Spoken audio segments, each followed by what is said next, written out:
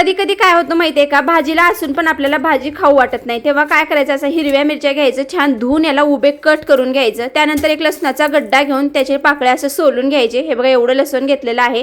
आता कढई गॅसवर ठेवायचं, तेल टाकायचं. तेल गरम झालं की यामध्ये थोडीशी मोहरी आणि जिरे टाकायचं आणि ते लसूण आहे ना ते वाटून यामध्ये टाकून द्यायचं. लसूण छान लाल झालं की आता यामध्ये टाकायचे हिरव्या मिरच्या छान तेलामध्ये आपल्याला परतून घ्यायचं, हे भाजून घ्यायचं. हे भाजल्यानंतर यामध्ये टाकायचं थोडीशी हळद आणि चवीपुरतं मीठ टाकायचं. त्याला छान असं फिरवून घ्यायचं. हे फिरवून घेतल्यानंतर थोडंसं शेंगदाण्याचं कूट टाकायचं, जाड वाटून, मी थोडं बारीक वाटलेलं आहे. हे टाकल्यानंतर याला छान परतून घ्यायचं. आता यामध्ये थोडंसं पाणी टाकायचं आहे, जास्त पाणी उपयोग करायचं नाही. छान पाण्याला उकळू येऊ द्यायचं. याचं पाणी आटल्यानंतर समजायचं आपली मिरचीची भाजी तयार आहे.